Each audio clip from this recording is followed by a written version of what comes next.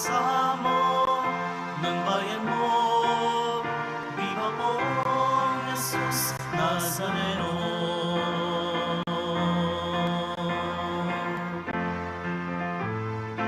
Tayo ngayon ay magtipon at sambahin ang poon.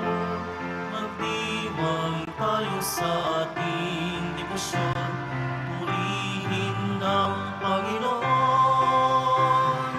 Viva poong Jesus Nazareno, awit at papuri, alay namin sa'yo. Tingin ang dalangin at pagsamo ng bayan mo. Viva poong Jesus Nazareno. Sa ngalan ng Ama at ng Anak at ng Espiritu Santo, Amen. ang pagpapala ng ating Panginoong Hesukristo, ang pag-ibig ng Diyos Ama, at ang pakikipagkaisa ng Espiritu Santo naway suma inyong lahat. At sumain niyo rin. Araw ng Biyernes, napakahalaga po para sa ating komunidad sa Quiapo sapagkat tayo po'y binubuhusan ng awa ng Poong Senyor. Ngayon din po, ginugunita natin ang Birhen ng Lourdes. Mga kapatid, aminin po natin ang ating mga kasalanan upang tayo maging marapat gumanap sa banal na pagdiriwang. Inaamin ko Sa makapangyarihang Diyos at sa inyo mga kapatid, na lubha ako nagkasala sa isip, sa salita at sa gawa, at sa aking pagkukulang.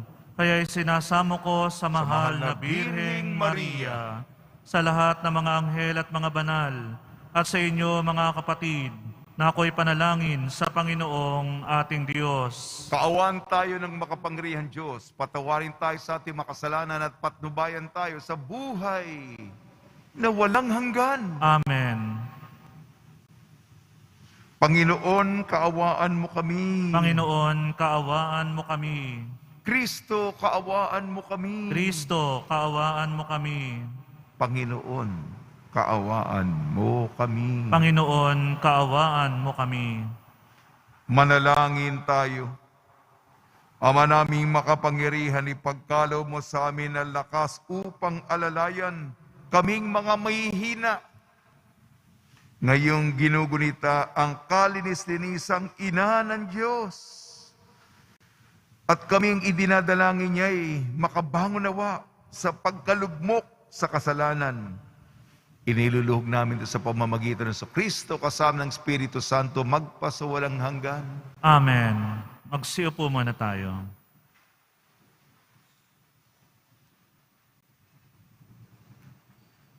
Pagbasa mula sa unang aklat ng mga hari. Noong panahong iyon, lumabas ng Jerusalem si Jeroboam at nasa lubong niya si Ahiyas, ang propetang taga-Silo. Ito'y nag-iisa at bago ang dalang balabal. Walang ano-ano'y inalis ni Ahiyas ang kanyang balabal at pinagpunit-punit sa 12 piraso. Sabi niya kay Jeroboam, kunin mo ang 10 piraso, sapagkat ganito ang ipinasasabi ng Panginoon, ang Diyos ng Israel. Hahatiin ko ang kaharian ni Solomon at ibibigay ko sa iyo ang 10 lipi. Matitira sa kanya ang 1 lipi, alang-alang kay David na aking lingkod at alang-alang sa Jerusalem, ang lungsod na aking hinirang sa lahat ng lipi ng Israel. Buhat noon hanggang ngayon, humiwalay ang 10 lipi ng Israel sa paghahari ng angkan ni David.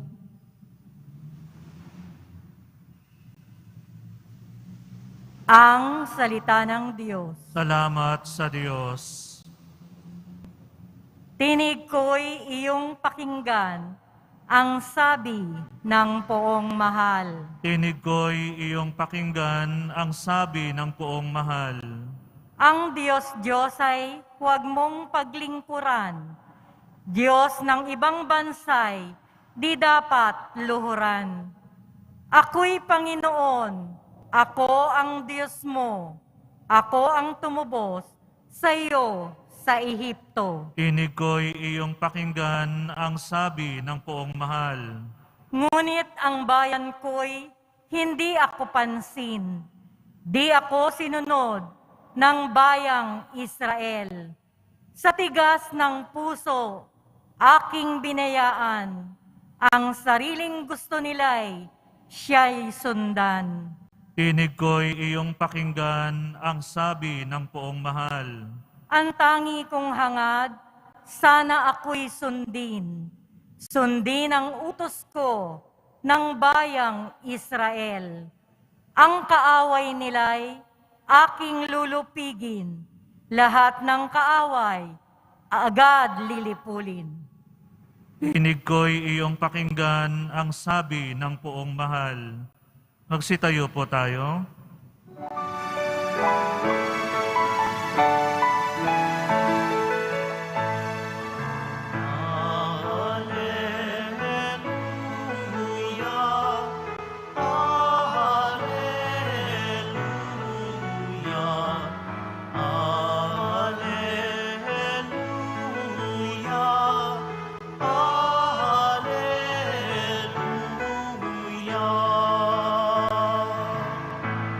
Kami iyong pangaralan upang aming matutuhan ang salitang bumubuhay. Alleluia, Alleluia,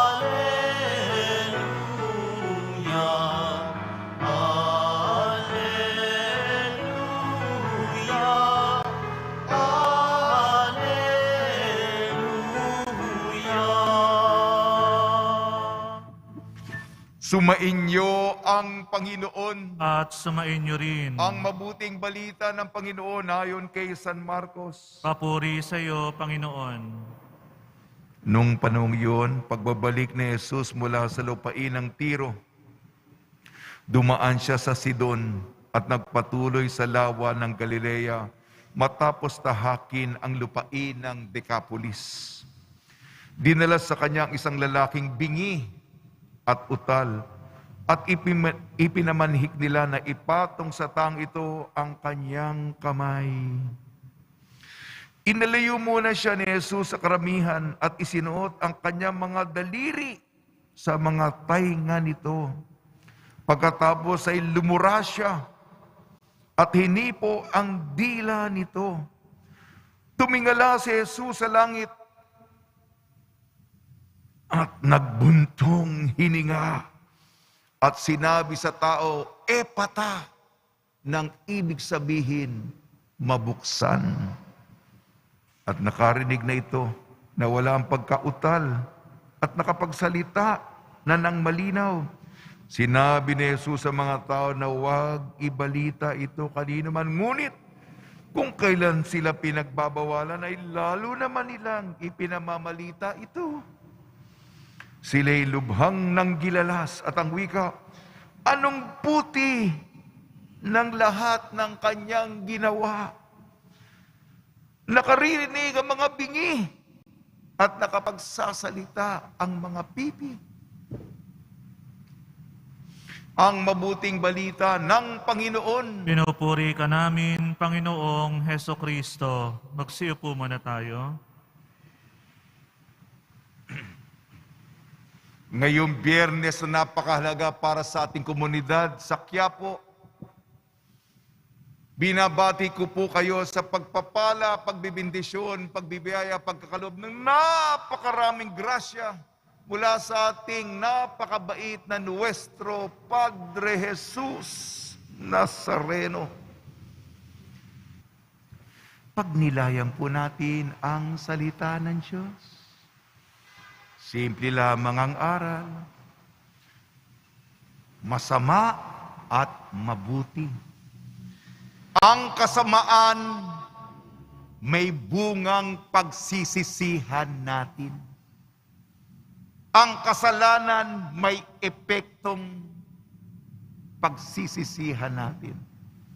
At para sa mamabuti, sana tahakin natin ang daan ng kabanalan. Ang buhay ng kabutihan, tago sa mundo, araw-araw, hinay-hinay, pinagtsatsagaan yan. May proseso yan, hindi magic yan. Sa ating unang pagbasa, yung unang aral, yung kasamaan, may pagsisisihan na epekto. Nandyan si Haring Solomon. Meron siyang 1,000 babae. 1,000 asawa at kabit.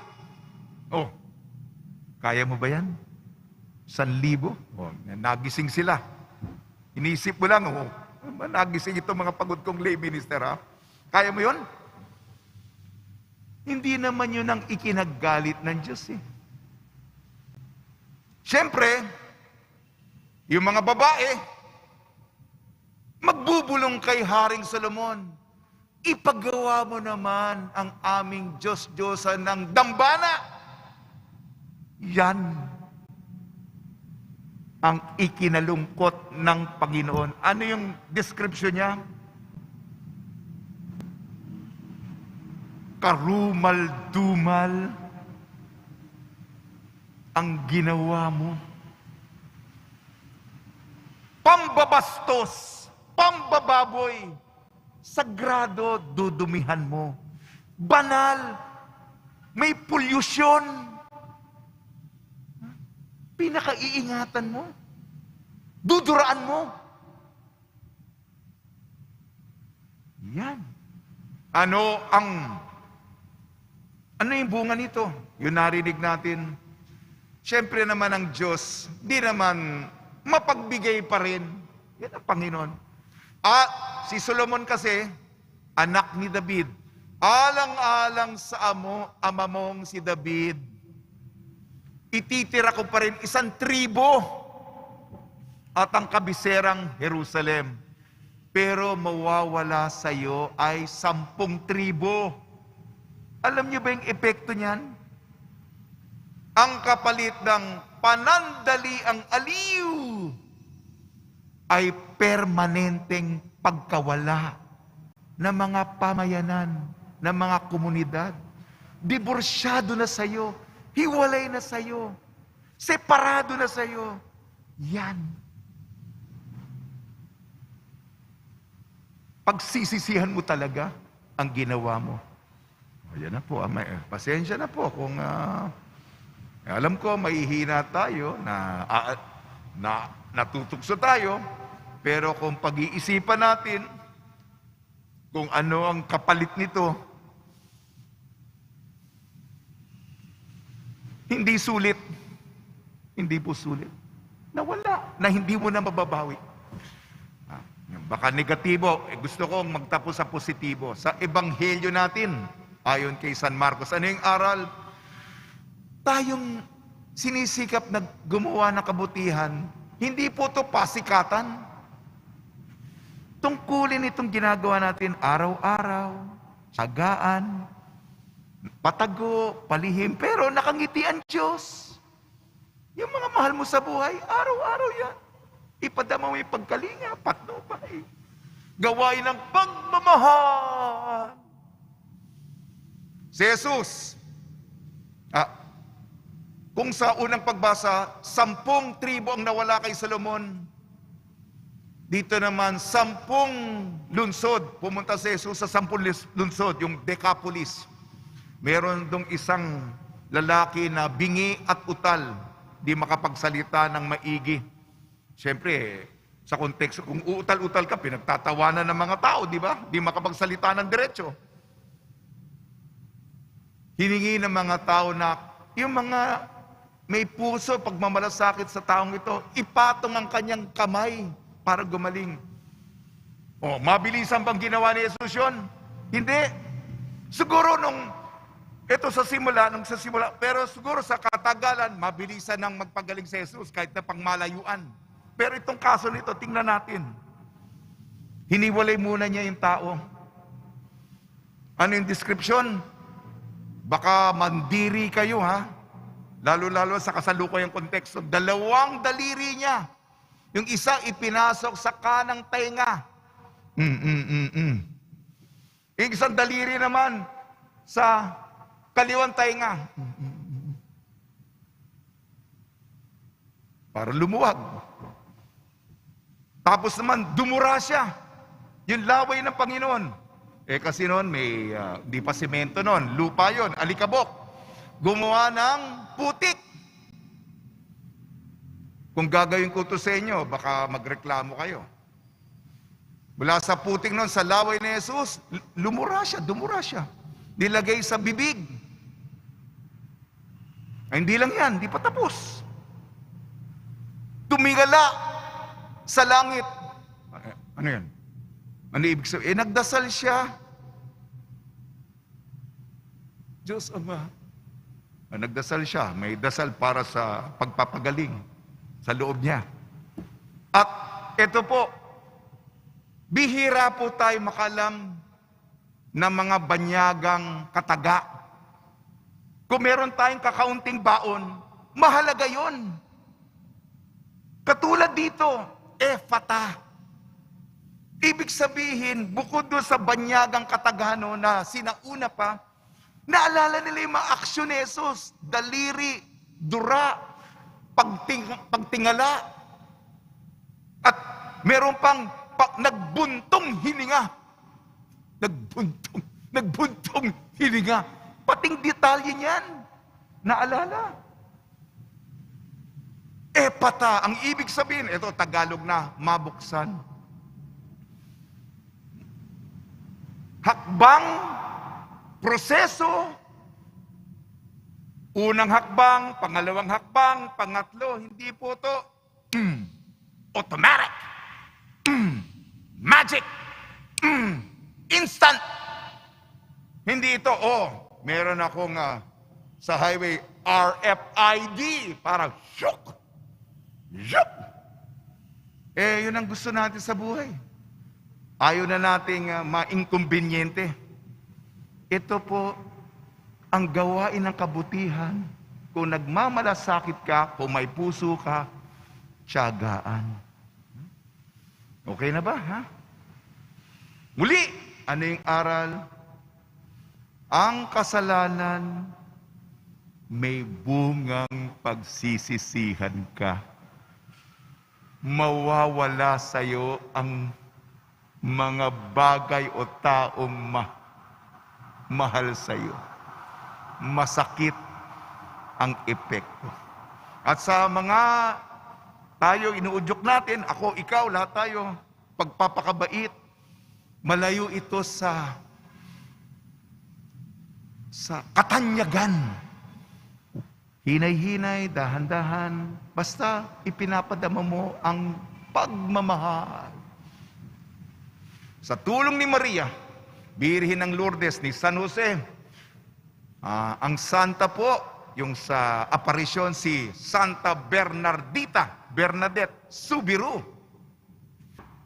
Nawa po, tayo po ay magsikap sa daan ng kabaitan.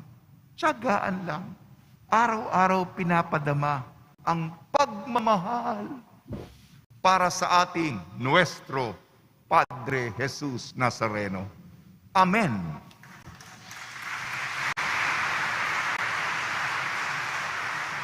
Magsitayo po tayo. Minamahal kong mga kapatid, Diyos ng hiwaga, nasa tabi ka namin at nalalaman mo kung ano ang bumabagabag sa amin.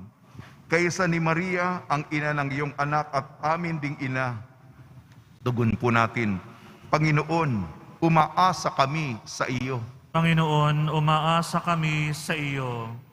Ang Santo Papa, mga obispo, mga pari, at mga reliyoso, naway maging tapat sa kanilang pangako sa Diyos, manalangin tayo. Panginoon, umaasa kami sa iyo. Ang mga mananampalataya, naway palakasin ang kanilang pagtitiwala at pananalig sa iyong tulong, at maging handa nawa silang sundin ang iyong kalooban. Manalangin tayo. Panginoon, umaasa kami sa iyo. Ang mga pinahihirapan ng mga natatagong sakit, naway magpasan ng kanilang krus ng buong tapang, lalo na kung walang nakahandang dagling panlunas. Manalangin tayo. Panginoon, umaasa kami sa iyo. Ang mga may sakit, naway makatagpo ng kagalingan. Manalangin tayo. Panginoon, umaasa kami sa iyo. Panginoon, tulungan mo kami upang kami ay maging handang ipagkatiwala ang aming mga sarili sa iyo, katulad ng ginawa ng mahal na Birheng Maria. Hiniling namin sa pamamagitan ni Kristong aming Panginoon. Amen. Magsiupo tayo.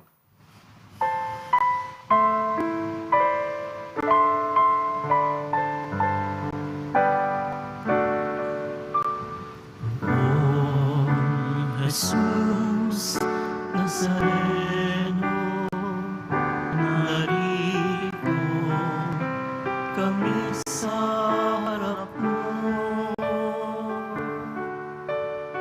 Alak at tinapay alay namin sa'yo, mula sa tanggay ng ubas at butil ng trigo, upang maging dugo't katawan mo.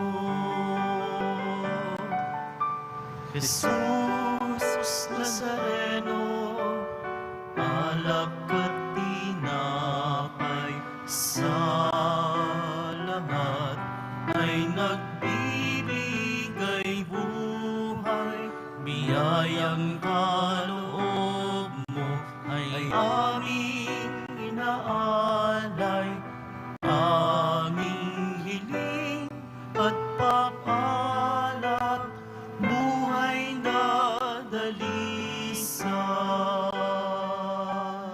Magsitayo po tayo.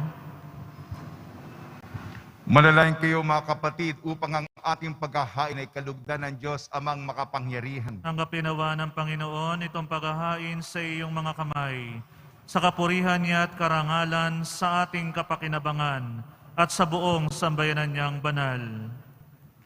Ama namin lumikha, sa paggunita namin sa mahal na Birheng Maria, Birhen ng Lourdes, hiniling namin ang aming paghahain ay lakipan mo ng kapupunuan upang kami ay maging handog na ikinalulugod mo kailanman sa pamamagitan ng Kristo kasama ng Espiritu Santo magpasawalang hanggan. Amen. Sumainyo ang Panginoon. At sumainyo rin. Itaas sa Diyos ang inyong puso at diwa. Inaasa namin sa Panginoon. Pasalamatan natin ang Panginoong ating Diyos. Marapat na siya ay pasalamatan. Ama namin makapangyarihan, tunay nga marapat na ikaw ay aming pasalamatan. Bukod mong pinagpalang maging ina ni Jesus, ni Jesucristo, ang mahal na Birheng Mariang nagpupuri at nagagalak sa iyo. Ikaw ang gumawa ng tanang dakilang bagay. Ikaw pa rin ang lumingap sa lahat kailanman. Nilingap mo ang mahal na Birheng Maria bilang iyong abang alipin, na iyong binigyan ng tungkuling kumalinga sa anak mong manunubos namin. Kaya kaisa ng mga anghel na nagsisiawit ng papuri sa iyo nang walang humpay sa kalangitan, kami nagbubunyi sa iyong kadakilaan.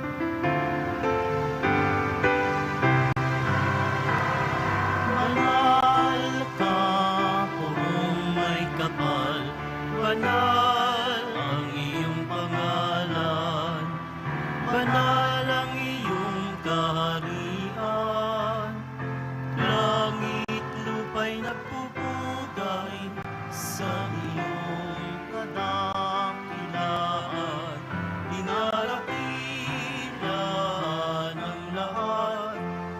parito mong anak, na siyang nagmulat sa bulag, sa pilay ay nagpalakad, at nakiramay sa lahat. Magsiluhod po tayo. Ama naming banal, ikaw ang bukal ng tanang kabanalan. Kaya sa pamamagitan ng Espiritu, gawin mong banal ang mga kaloob na ito upang para sa amin maging katawan at dugo ng aming Panginoong Jesucristo. Bago niya pinagtiis ang kusang loob na maging handog, hinawakan niya ang tinapay, pinasalamatan kanya, pinaghati-hati niya yun. Iniabot sa kanyang malagad at sinabi, tanggapin ninyong lahat ito at kanin, ito ang aking katawan, nihahandog para sa inyo.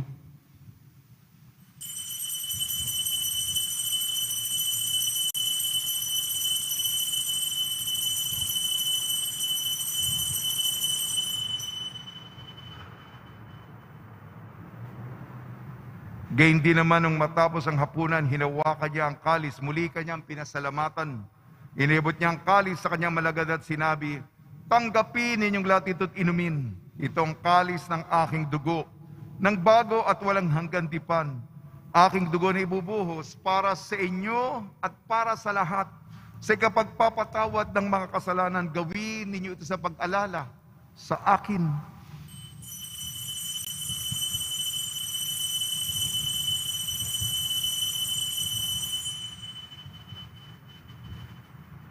Magsitayo po tayo. Ipagbunyi natin ang misteryo ng Si pananampalataya. Kristo'y namatay, si Kristo'y muling nabuhay, si Kristo'y babalik sa wakas ng panahon. Ama, ginagawa namin ngayon ang pag-alala sa pagkamatay at muling pagkabuhay ng iyong anak. Kaya't iniaalay namin sa iyong tinapay na nagbibigay buhay at ang kalis na nagkakaloob ng kaligtasan. Kami nagpapasalamat dahil kami minarapat na tumayo sa harap mo para maglingkod sa iyo. Isinasamo namin kami magsasalo-salo sa katawan at dugo ni Kristo ay mabuklod sa pagkakaisa sa pamamagitan ng Espiritu Santo. Amalingapi may simbahang laganap sa buong daigdig. Puspusin mo kami sa pag-ibig kaysa ni Francisco na aming Papa at ni Jose na aming Obispo at ng Tanang Kaparian. Alalahanin mo rin ang mga kapatid namin na himlay na may pag-asang sila'y muling mabubuhay. Gayon din ang lahat ng mapumanaw, ipagdasal po natin ang lahat ng mga yumao sa kapanahunan ng pandemya. Kaawaan mo sila at patuloyin sa iyong kaliwanagan. Kaawaan mo at pagdapating kami lahat na makasalo sa iyong buhay na walang wakas, kaysa ng mahal na Birheng Maria na Ina ng Diyos, ang Birhen ng Lourdes, ng kabiyak na puso niyang si San Jose kaysa ng mga apostol, Santa Bernardita Subiru, San Aloysius Gonzaga, San Sebastian, San Lazaro, San Roque, San Juan Bautista at ang lahat ng mga banal na namuhay dito sa daigdig ng kalugod-lugod sa iyo. May pagdiwang nawa namin ang pagpupuri sa ikararangal mo sa pamamagitan ng anak na aming Panginoong Hesukristo. Sa pamamagitan ni Kristo, kasama niya at sa Kanya, ang lahat ng parangal at papuri ay sa iyo. Diyos amang makapangyarihan, kasama ng Espiritu Santo, magpa sa walang hanggan. Amen, amen, amen, amen.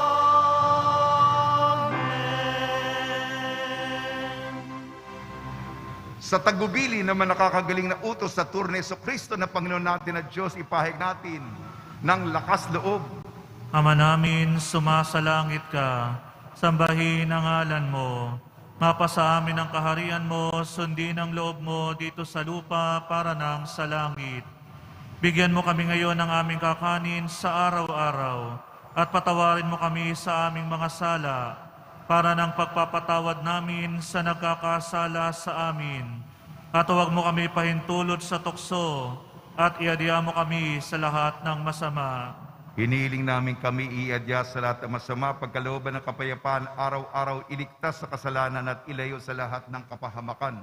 samantalang aming pinananabikan ang dakilang araw ng pagpapahayag ng tagapagligtas naming Seso Kristo. Sapagkat sa iyo ang kaharian at ang kapangyarihan at ang kapurihan magpakailanman. Panginoon sa Kristo, sinabi mo sa iyong mga apostol, kapayapaan ang iniiwan ko sa inyong aking kapayapaan ang binibigay ko sa inyo. Tungyan mo ang aming pananampalataya at huwag ang aming mga pagkakasala. At pagkalooban mo kami ng kapayapaan at pagkakaisa yung sa iyong kalooban kasama ng Espiritu Santo magpasawalang hanggan. Amen. Mga kapatid, mga kaibigan, sumayin niyo po ang kapayapaan ng ating Panginoon. At sumain niyo rin. Magbigayan po tayo ng kapayapaan sa isa't isa. Kordero ng Diyos sa nag-aalis ng mga kasalanan ng sanlibutan, maawa ka sa amin. Kordero ng Diyos sa nag-aalis ng mga kasalanan ng sanlibutan, maawa ka sa amin. Kordero ng Diyos sa nag-aalis ng mga kasalanan ng sanlibutan, ipagkaloob mo sa amin ang kapayapaan. Magsiluhod po tayo.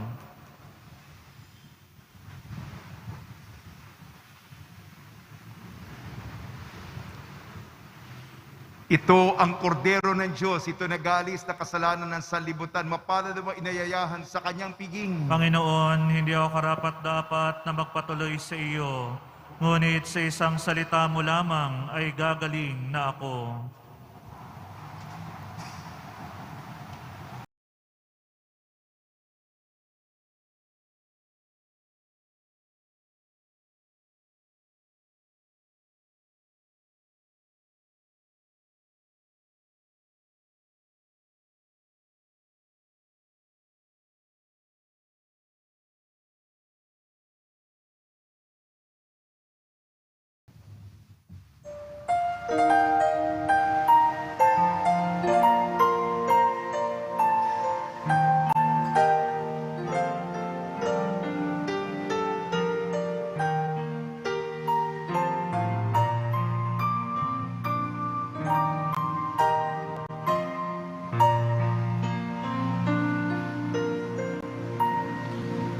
O Diyos ng aking buhay, maawa po kayo. Ingatan aming bahay, minsan'y ilayo. Salamat sa pamilya at sa kaibigan, kaloob na biyaya naway walang hanggan. May sakit kagalingin, hirap ay mapawi. Amin pong panalangin, langit ay mapawi.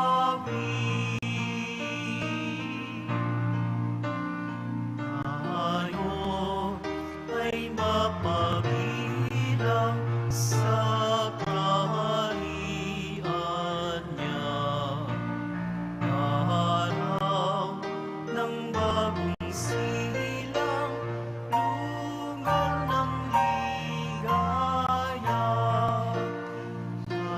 Kapiling si Maria, pati si San Jose, anghel na masasaya, apostol na 12. O Señor, purihin, aling nasa trono, kanyang alay sa paligid, viva Nazareno.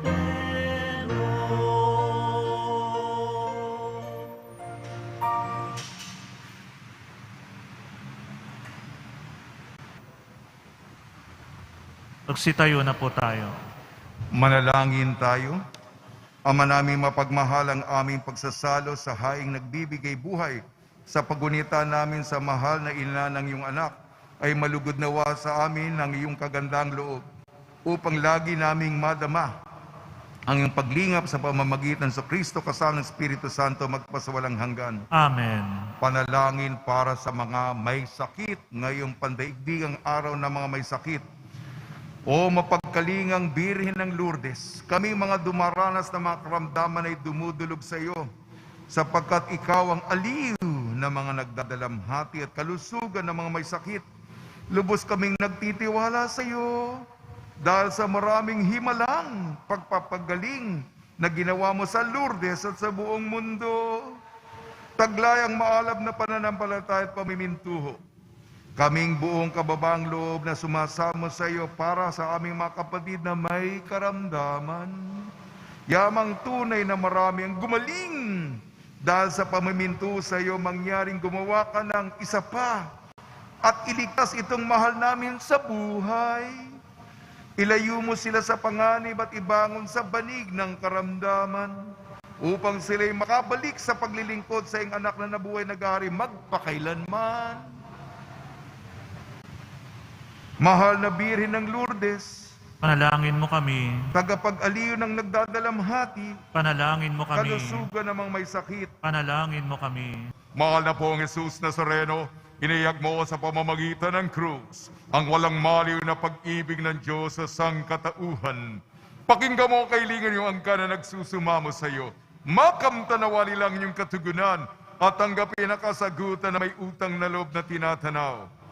Basbasan din po ninyo mga daladala nila mga imahin at pasalan sa pamamagitan ng bendisyon na ito. Naway maalala nila mga pangalan sa binyag na ikaw iibig at paglilang bilang panglaon magpasawalang hanggan. Amen. Sumainyo ang Panginoon At sumain niyo rin. at pagpalain kayo ng makapangyarihan Diyos, Ama, Anak at Espiritu Santo. Amen. Taglayin po niyo sa inyong pag-alisang kapayapaan ni Hesus Kristo. Salamat sa Diyos.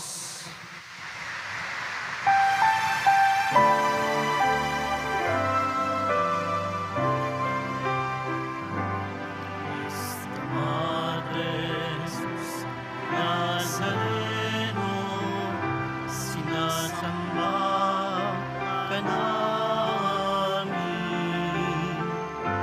pinipintuho ka namin, aral mo ang aming buhay at kaligtasan.